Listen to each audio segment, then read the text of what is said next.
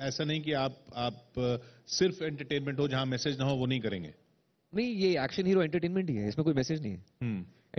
Action hero में entertainment है, thrill है, सटायर है, एज ऑफ द सीट एक एक एक कमर्शियल एलिमेंट है। ये मेरी पहली पोस्ट पैंडेमिक चॉइस है एज अ फिल्म।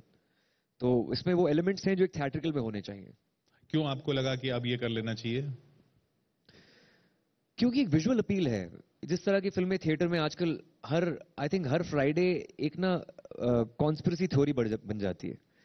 पहले था कि रीमेक्स नहीं चल रही, अब दृश्यम 2 चल गई। फिर था कि ऐसी फिल्में नहीं चलती, फिर कंतारा चल गई। सो आई गेस वो हमें अच्छी से अच्छी फिल्में देनी पड़ेंगी।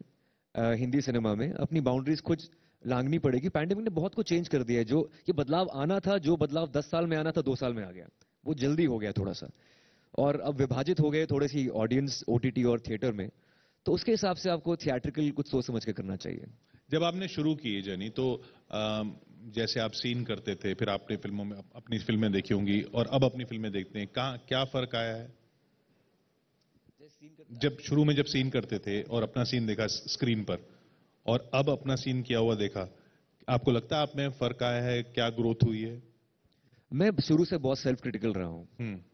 लेकिन ये है कि मैं अपने आप को बड़े पर्दे पर नहीं देखता हूँ। It's very overwhelming for me. कि बचपन में जब आप सपना लेकर आते हैं छोटे शहर से कि आप एक सिनेमा, एक सपना तो यही था ना कि बड़े पर्दे पर बड़े देखना पर्दे है। देखा जाए। हाँ, लेकिन वो आपको ग्राउंडिंग नहीं मिलती उससे। मतलब ऑफ कोर्स आप एक बार एडिट में फिल्म देखते हैं, उसके बाद कभी कभी कास्ट और क्रू के साथ देख लेते हैं, पर बड़े पर्दे पे देखते हो अभी भी मुझे ना थोड़ा सा ओवरवेलमिंग फीलिंग हो जाती है।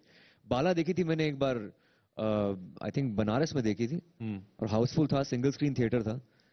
तो मतलब मैं बहुत इमोशनल हो गया था। तो मैंने बोला कि ये नहीं करना चाहिए। एक सेंस ऑफ डिटैचमेंट होनी चाहिए जो आप काम करते हैं। अगर आप देखते रहेंगे अपने आप को, तो आई थिंक आप ग्रो नहीं कर पाएंगे। खुद से ऑब्सेस होने का एक चांस होता है, वो नहीं होना चाहिए। तो कैसे ग्राउंडेड कौन ग्राउंडेड रखता है आपको? अपने आसपास के लोगों में कौन ऐसा है जो सीधा मुंह पे बोल देता है नहीं नहीं ये क्या है?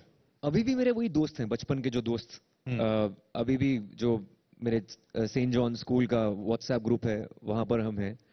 और वो खुलेआम मुझे क्रिटिसाइज करते हैं, मेरी फैमिली मुझे क्रिटिसाइज करती है। तो ट्विटर और सोशल मीडिया से पहले मुझे वो क्रिटिसिज्म घर पे मिल जाती है। तो मैं थोड़ा इम्यून हो चुका हूँ उससे। और जब तक आपके इर्द गिर्द लोग क्रिटिकल ना हो आपको लेकर, तब तक आई थिंक आप ग्रो नहीं कर सकते। अगर यस मैन आपके आसपास हैं, आपके सब तारीफ करने वाले हैं, मुंह पे मीठा बोलने वाले हैं, तो I think you living in a bubble then. तो वो जो नुक्कड़ नाटकों में तो लोगों को जुटाना होता है, वो याद है आपको? आप कैसे जुटाते थे? याद है, पर हमारे ढोलक होती थी और 2 गिटार्स होते थे।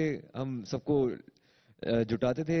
हमारा होता था जोर से बोलो नाटक देखो, सारे बोलो नाटक देखो, मैं नहीं मतलब जैसे माता का वो होता है ना, तो हम नाटक की बात करते थे। हाँ बिल्कुल, सुनना जैसे चाहेंगे हम। हाँ। नहीं सर, हाँ। ऐसे ही है सर।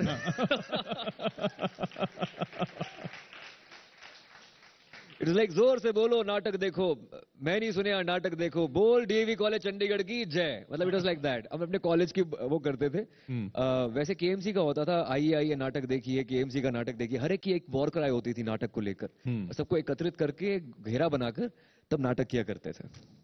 ये रेडियो की ट्रेनिंग आपने कौन सी ली? रेडियो की ट्रेनिंग मैंने मायका अहमदाबाद से ली थी। जी जी, वही मैं इसलिए जानबूझ के पूछ रहा हूँ क्योंकि मैं आपका सीनियर हुआ उससे ज्यादा। अरे हाँ। तो क्या बात है। वो क्यों लिया आपने? वो हुआ ये था कि मैं एक्टर बनने मुंबई आया था। हम्म।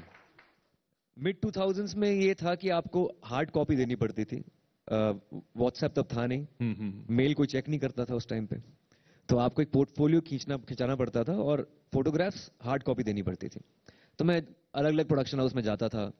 तो एक थे शख्स जो पहले किसी चैनल में काम करते थे, उन्होंने मेरी फोटोज देखी, कहते ये तो ठीक है लेकिन रेडियो में इंटरेस्ट है।